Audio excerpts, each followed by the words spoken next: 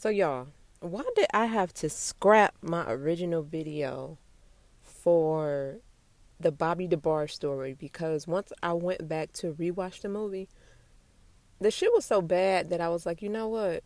No, I'm not even going to give just a rundown of the movie. I need to talk about why it's so bad.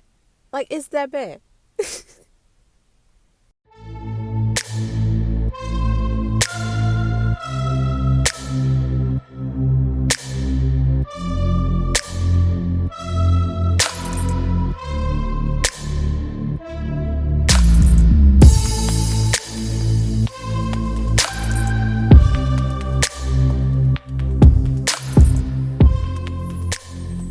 And so before we get into it, welcome to Rewind with Rikenya. As you've just heard from my intro of me just having such a disdain for this movie, we are going to be talking about the Bobby Debarge story.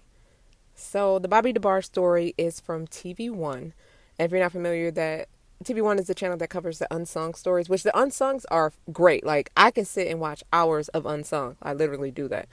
But when it gets to the actual movies, I have really not been impressed yet.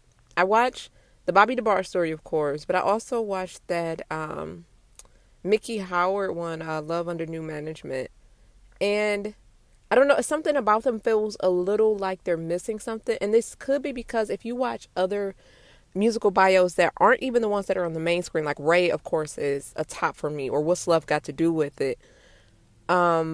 But if you watch ones that are like The Temptations, that was a mini series, which I think that most of them should be because you get to spread out the information without you trying to tuck in all this stuff into one little compact movie.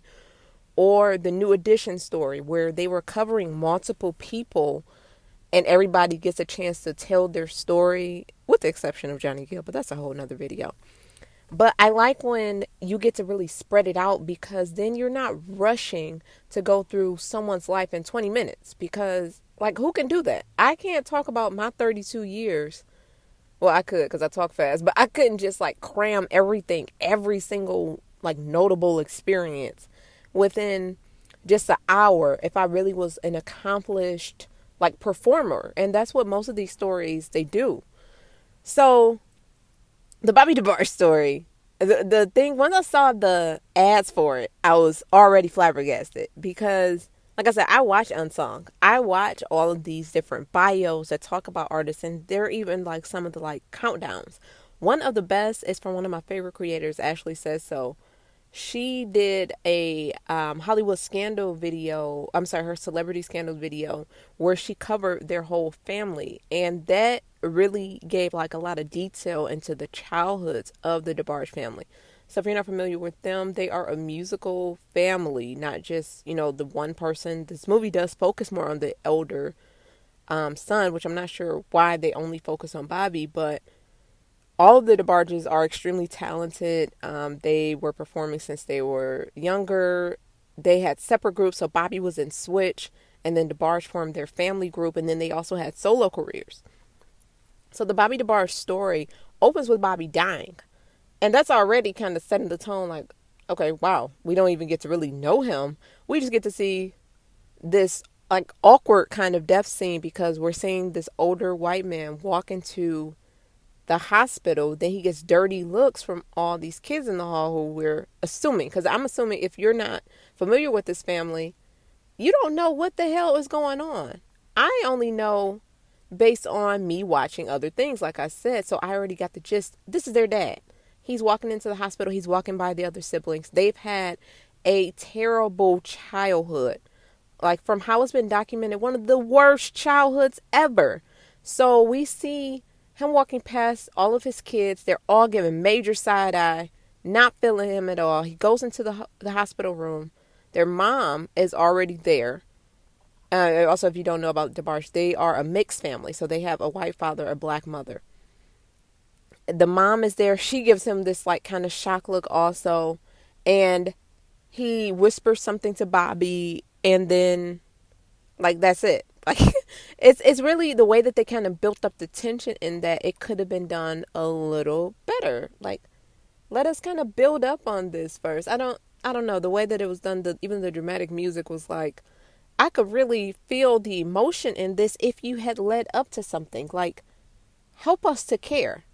Because otherwise, we're just seeing someone who's passing away or who's ill. We may not even know if he's passing away. Again, I just know the story.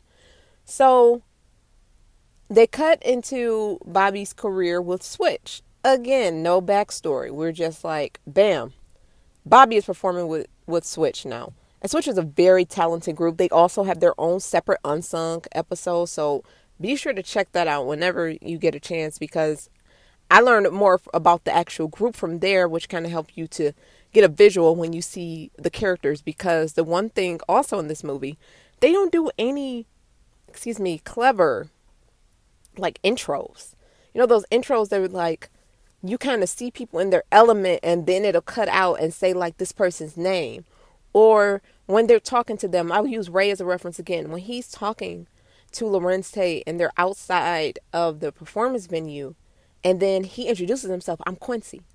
That lets you know that's Quincy Jones. Like, we need these little clever tidbits here instead of you just bam, there's a character. Even when it came to Bobby, it took a few minutes in after he's already done this performance, which is a wreck. The lip syncing is just like, ugh. The wigs, oh my God, the wigs are what really got people talking and what really got this trending on social media. Again, it takes away from the story because all you see is these damn wigs. Costume choices also could have been just done up way differently. It looked costumey. It looked more pretend versus people acting. Like, that's the whole element of acting. You really like become these characters. That's why people still look at Lawrence Fishburne like, oh, that's Ike Turner. Like, you get those like feelings of seeing this person really becoming the character that they're portraying. So Bobby is using, and he is in his hotel room. His brother, who they don't really give us an introduction again, he comes and tells him like, we got to get together.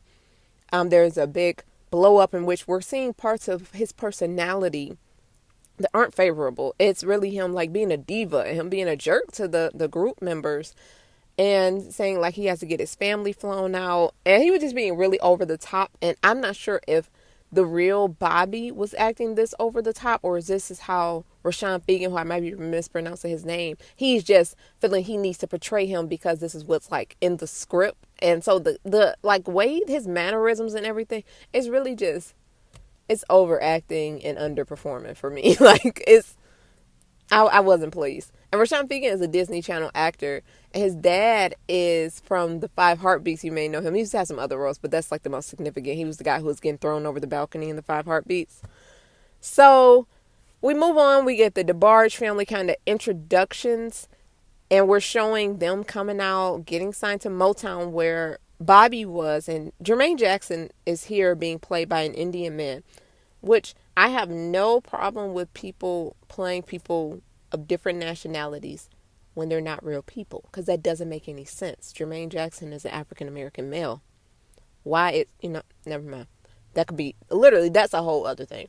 Then you have Big Boy playing Berry Gordy. The casting in this really is what is the confusing thing. Like, who is responsible?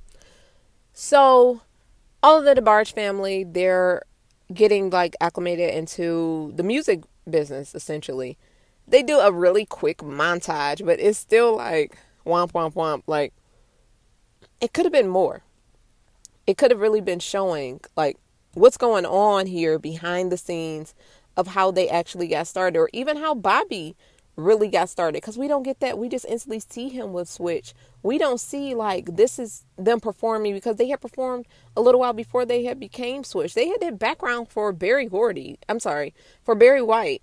Like, we probably should have seen some of this stuff. Or we have Bobby talking to Latoya Jackson, and it's like, oh, they're a couple, and now he's introducing his brother to Janet Jackson, and it's just a lot that's like missing, and we're not getting some of the details that I think will make this a more rounded out or more fleshed out story that really can tell like this is who these people were. Like, I've always read, and from what I've saw on different videos also, that Bobby and their only sister Bunny were really close, like they're like back to back in age. And this didn't really show that. It just kind of showed him like having a conversation like, okay, all right, sis, like, What? No, we need a little more to like really show these relationships and the family dynamic. We see him having like issues with his mother because he is feeling resentment towards her because they were physically, emotionally, sexually, that word, I'm not going to put here, but they were really treated badly by their father. And so was the mother. She was also, you know, physically harmed by him as well. And we're getting like the words, like they're kind of like suggesting it. And even in their flashback scenes, which we get a lot of flashback scenes where they're just more showing like the fear in the kids more so than telling us like this is what happened. Even in regards to Bobby and his brother, James, they're having this like tension, and James just seemed agitated by Bobby's existence, which it could be because he is using and he's really over the top, but they weren't just saying like he had gotten harmed by Bobby in similar ways that Bobby had gotten harmed by the father allegedly. So if we had kind of had some of these little tidbits, I think it would really help to let us know like this is what was going on. This may have been why, he turned to using or why he behaved in a certain way. Excuse me. Jeez, I'm sorry, y'all. But I'm trying to record. I only have like so much time to get recordings out, and I had KFC, so I'm sorry. But anyway, so where am I in the story? I'm sorry, my train of thought. I have the attention span of a squirrel. So they're all getting into the music business. He introduces his brother to Janet Jackson, as you may know from just reading certain tabloids and internet articles. They were married briefly. I feel like again we didn't get enough of the backstory into some of these things, and you're kind of just left like, okay, great, like brief cameos of supposed people. It's just still not telling you a lot. Bobby is still erratic, and he ends up messing up a lot of the sessions for Switch. And one of the Switch members, and I'm sorry I don't have his name, and that's no disrespect to him, very talented also, but he's played by Lloyd, and Lloyd is like upset. And I wonder why they didn't really feature a lot of the other Switch members, because there was a full group and they all were really talented, played different instruments, they all could sing. But he is just like heated because Bobby ends up like kind of ruining what they have by being kind of over the top and all over the place. Gets a deal, but then he ruins that for himself, and he gets dropped from the label. So his music is shelved, and then he kind of has a feeling. Well, they kind of show like how he like looks at L, because if you know, L end up getting a solo career happening also. No, L and Bunny wrote music as well as Bobby did. So they're all really, really talented, but we're just not seeing this behind the scenes. Some time is going on. Chico, their other brother, is also getting a deal. Like the DeBarges they're killing it right now, but they have these other demons and things that are kind of getting in the way of their success.